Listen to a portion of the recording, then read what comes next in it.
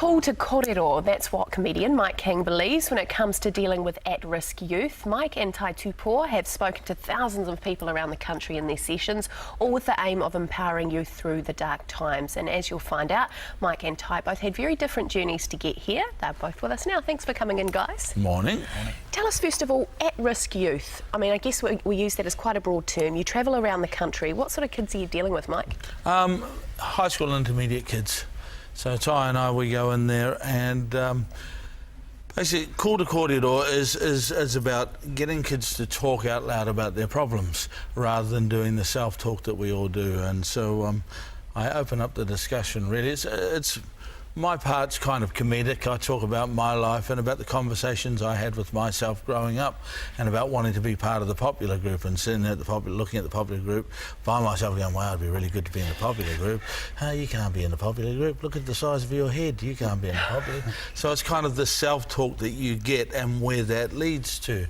And then Ty comes in and talks about the same self-talk from his perspective, him being the popular group. So you were in the popular group, Ty? Yeah. So what? Well, you can get out now. Yeah, I was like, what? So what can you Humble guy. Because you're talking to kids, I guess, that, as you say, are at risk. So what do you bring to the table?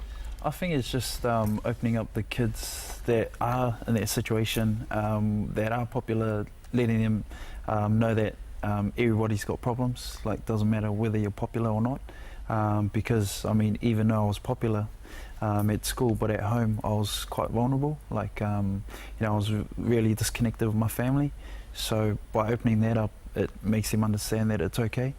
You know, that, you know, you can be popular, but you can still have problems. And this is the technique, Mike. So you basically tell them about your struggles and you find that makes them tell you about theirs, is that right? So what do you tell them?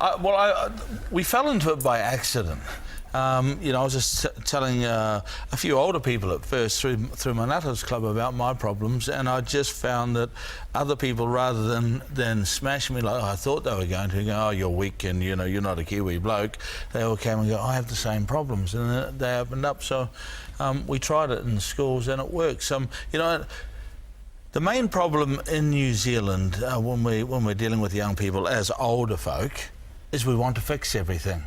You know, we want to go in there and we want to tell them how to do things. So what we do is we empower youth and we empower them and ask them to find their own solutions to the problems. So rather than being a bunch of 50-year-old micromanaging adults coming in and telling them what you need to do is this and what you need to do is that, help them discover the answer, to discover the solutions to their own problems. So rather than having seeing our youth as being the problem, we, Ty and I, Key to Life, we see our kids as the solution. So you're getting quite a snapshot of the problems that kids have in New Zealand. Ty, what are you finding? I mean, what do most kids struggle with these days? I mean, our main message that we deliver to kids is that the message of hope.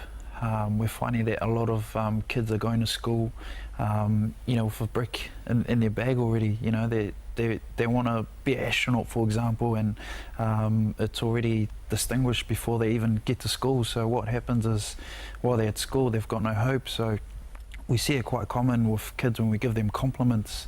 They're kind of fended off because they haven't gotten that. So our main message is that the key to life is hope, and for us to be that hope for our kids. Our kids have huge problems. I mean, sex abuse is rife. Well, do they open up to you about that sort of thing? Yeah.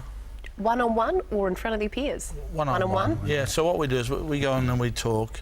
You know, no one wants to talk to anyone who's read about their problems in a book. They want to talk to people who've walked in their shoes. So once we've given our credentials, or basically what we're doing is, you know, what we've discovered, kids will talk to you if you give them something that they can smash you with. So we give them something personal about ourselves, and then they come and open up. So there are a myriad of problems here, you know, sex abuse, disconnection from family, bullying, so many different things that they feel like they can't talk about because of our culture. And our culture says that you must hold on to everything, you must harden up, you must be tough, especially Māori and Polynesian kids. I mean, in our culture, you've got to be staunch. And And what we're saying to the kids is, it's not a weakness to open up. Actually, the best and the toughest thing you can do is open up and start talking about your problems.